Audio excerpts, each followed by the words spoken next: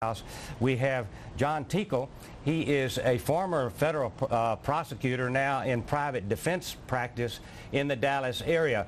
And John, I just wonder, what's your sense of how well the prosecution is doing in making what is certainly an unusual case? That is, hey, so it was an accident, but her failure to get aid afterwards makes it murder.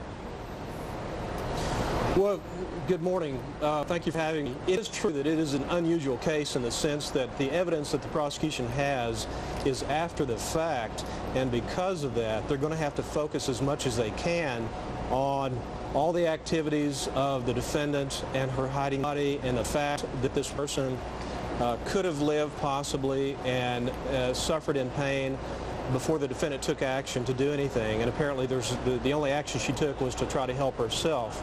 So it is unusual in that sense, and it's going to be a uphill battle, in my opinion, for the prosecution to get a murder conviction. So therefore, they're going to have to focus as much as they can on the forensics and the fact that this person possibly could have been saved. Let's ask Professor Schwartz here. Let's ask John Teagle. He practices law there in the Dallas area. John, what do you think of that?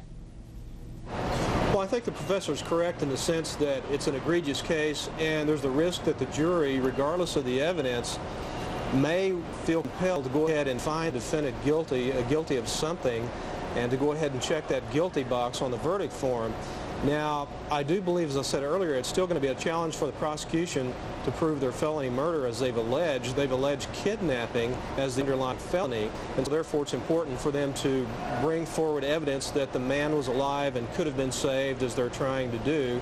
Of course, we've heard from Clete Jackson, and I suppose others who will say that he was dead, or who've already testified that he was dead in a relatively short time period. Okay, before we go back in, the testimony so far in this case raises a fundamental question that I want to bounce off John Teagle first out there. He practices law in that area, and then have anyone else who's with us here to kick in if they have some thoughts about it. Mr. Teagle, here's what we've heard so far. Everyone involved in this case, in a criminal way or in trouble in this case, got that way because when they were first confronted with what had happened, didn't say, well, what's the right thing to do? What's the legal thing to do? Shante Mallard, when she hit this man, it was an accident. If she had said, what's the right thing to do, she would have saved his life, perhaps, and kept herself out of so much trouble. Her friend T, if she said, hey, you got to go to the police, or I have to call the police. But T didn't do that. She lied to the police. And now the former boyfriend, who's on the stand now, he didn't have to get involved in this. If he'd said, hey, you got to do the right thing, the legal thing is tell the police. He calls his cousin. The cousin doesn't say that. And everybody is in trouble. In your practice, John, is this an aberration we're seeing here? Or do people do incredibly stupid and illegal things because for some reason it's not part of their mental makeup to say, well, we got to do the right thing? Well, no, it's not an aberration, and believe it or not, you'll find this throughout the criminal justice system and defendants in certain situations. These people were friends, acquaintances. Apparently, Mr. Jackson had strong feelings for the defendant, and possibly the defendant and others did panic and want to protect her. We can't read their minds, but I'll note that the defense strategy is, as I believe Jeff Kearney mentioned on his opening statement, that this is simply a hit and run, and she panicked after that. Other people came in and took over, and they're basically responsible for what happened going forward.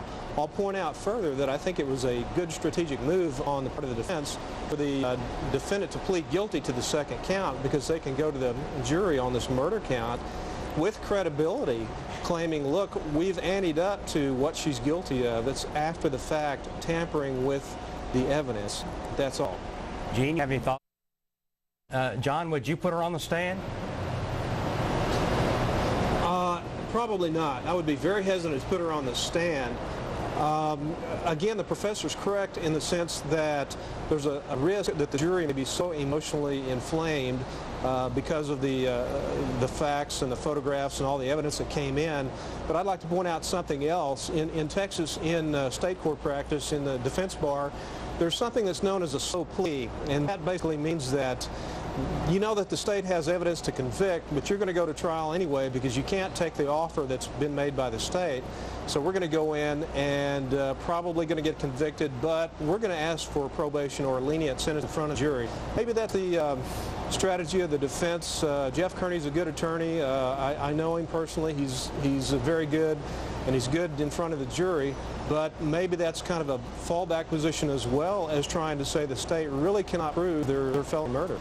Okay, now we're going to have to sit in there taking this hard fall. And John Teagle, what do you think about 10 years in this situation?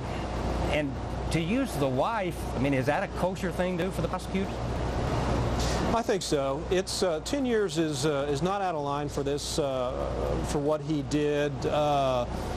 He's going to know that he's probably not going to do the full 10 in the state system anyway. But still, nonetheless, the fact getting 10 years is going to be good to the prosecution because, as you mentioned earlier, going in with a plea agreement and someone who's going to testify, if they just got immunity or got probation or something like that, then they wouldn't come across as being credible for the prosecution. And so they can argue that this person got 10 years and therefore the defendant should be convicted. In regard to your question about the wife, sometimes you see that getting an additional perk or an additional pass on someone else, but not usually. It's probably only in a more high-profile type of case like this are you going to see something like that.